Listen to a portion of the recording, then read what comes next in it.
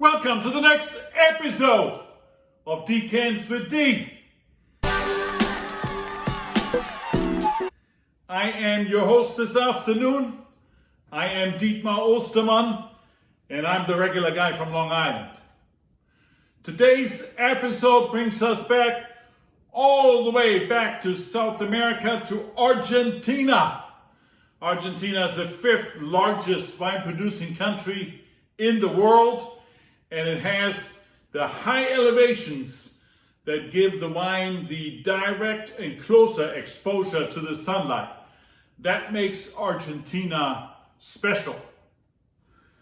Malbec is the #1 grape in Argentina.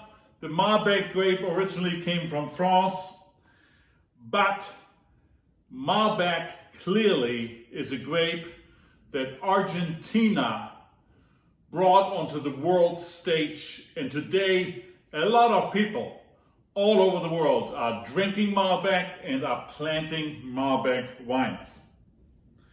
The major wine regions in Argentina are Mendoza, San Juan, La Rioja in the northwest, and Catena Malbec. 75% of the world Malbec production comes from Argentina. In order to be a classified Argentinian Malbec wine, there has to be at least 80% of Malbec in that Malbec wine.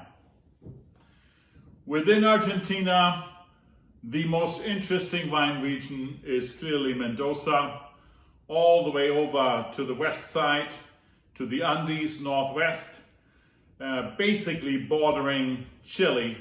So it makes a great trip flying into Buenos Aires, visiting that great French South American city, and then hopping over to the Mendoza region, and after visiting several vineyards, you hop over the Andes and you are in Chile. 2/3 of the Argentinian wine production is from Mendoza. Mendoza is nestled against the foothills of the Andes. It's about 4 hours from Buenos Aires, and has some of the highest vineyards in the world. The two major production areas in Mendoza for Malbec are Maipú, Luján, and Valle de Uca. And Valle de Uca is at 3,900 feet elevation levels. Nothing compared to here in America. With that, I am diving into 4 Malbecs tonight.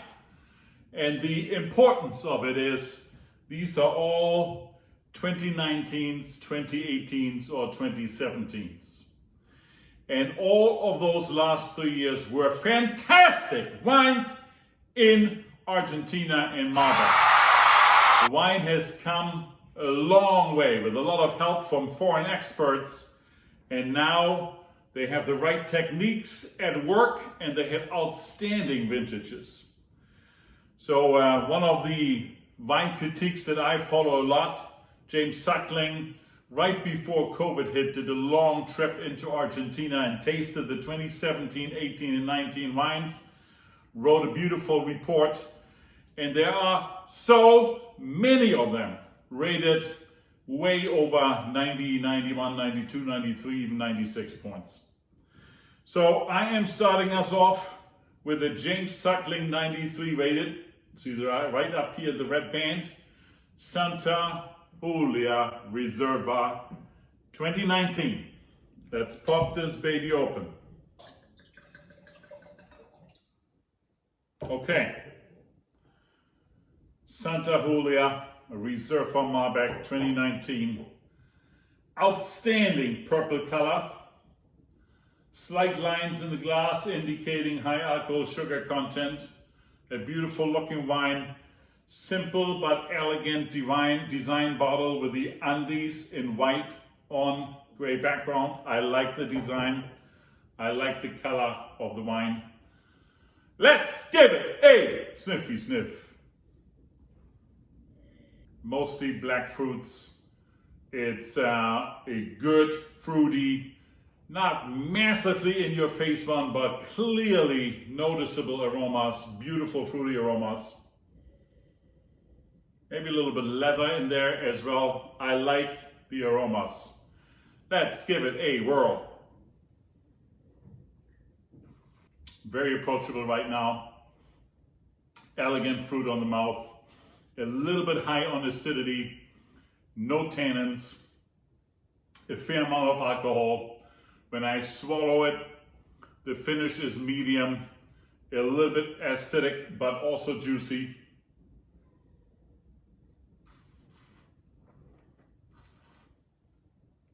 Overall,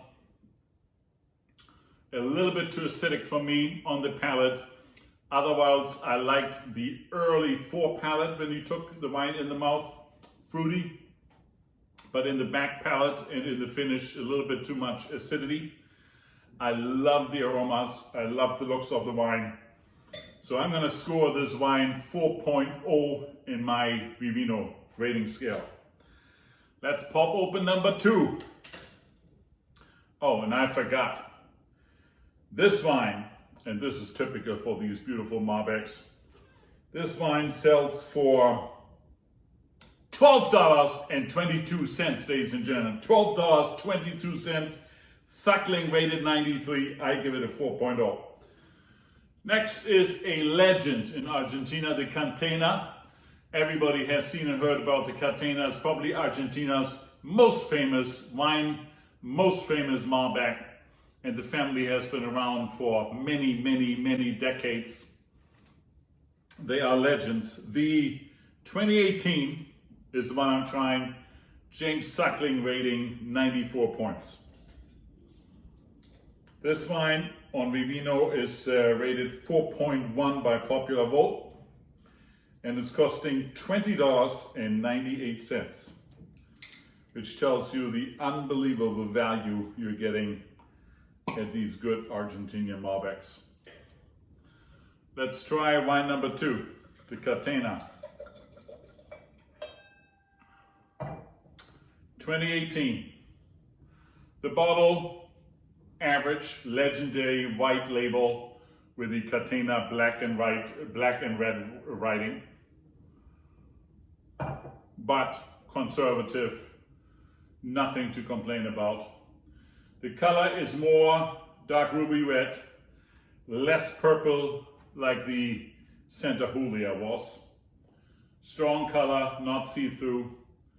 Little lines, I would say medium alcohol content, 13.5%, spot on. Let's give it a sniffy sniff. Red and black fruits, a little bit more cherry in here as well, and a little bit of raspberry. Probably from aroma setting here, I like the Santa Julia a little bit better, but very comparable. Let's give it a whirl.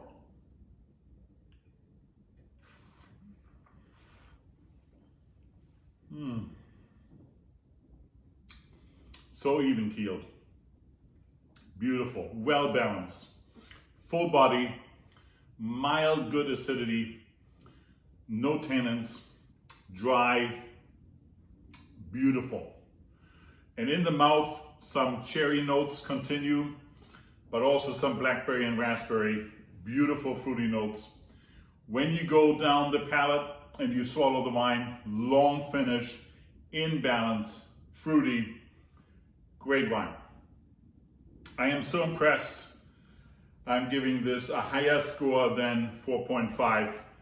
4.7 from me for the Catena Malbec. And this, again, ladies and gentlemen, is a wine that costs you on average $20.98. Unbelievable. Okay, wine number 3, Phobos Reserva Malbec, also from Mendoza. This one is a James Suckling 93 rated wine. Vivino has the Phebus at 3.8. Cleaning out this glass. And let's get the new wine in here, the Phebus. Phebus comes as a regular and as a Reserva, so did the Santa Julia. Make sure both I tasted here are the Reserva, so if you buy them, get those. Looking at the glass, dark ruby red, in the way of being purple. The Santa Julia was the most purple of them. Catena more ruby red. This one is in between the two of them. The label with the black and brown, average, I'd say. I like the black and the gold brown and the gold, but the label design is rather boring, I think. This one here is 2018 as well. Let's give it a sniffy sniff. The fruit is more laid back, fresh, combination of black and red fruit, probably some blackberry, elegant, I like it. Let's give it a roar! Fresh, fruity, good acidity, in the mouth, more red fruit, a little bit of red currant, a little bit of cherry, quite a fruity wine. The finish is medium but fruity, no complaints there. Great wine. I give it a 4.2, and the Phobos Reserve is $19.99, another clear buy recommendation. All right, the last contestant, legendary winemaker Alejandro Vigil. And he is together with Adriana Catena, the daughter of the famous Catena vineyard. She is a historian and the vinter at this vineyard, El Enemigo, the enemy in English. 2017 was an outstanding vintage for this particular wine. It's rated 4.4 in Vivino on average. And black the bottle, beige the label, thin design, like it a bit. Okay, let's see. What do we see? Now this particular wine, significantly more purple, more in the line of the Santa Julia. Dark ruby red purple, not see-through, strong lines in the glass indicating high alcohol content, medium to high. This one is almost 14%. Good looking wine in the glass as well. Let's give it a sniffy sniff. Elegant, not in your face, but also not hiding. They're coming right out. Beautiful. Let's give it a whirl. Dark blackberry in the mouth. Beautiful fruit. Juicy. Well balanced. Harmony. The right acidity. No tannins. Medium alcohol. Not so dry. Perfect. I like this wine a lot. This wine wins the competition. I'm gonna score this wine at 5.0. I like it so much. It is a very, very good effort. This wine, $21, ladies and gentlemen. Average price, $21, 5.0 rating from me. That's it for the show today. Get some 2017, 18, and 19 Argentinian Malbec. You will not be sorry. Those are the best years of the decade, and the wines are high value wines, and they go well with the steak. I see you next Sunday. Every Sunday, please follow me on Vivino and on YouTube. If you like this show, press like it and subscribe to my channel.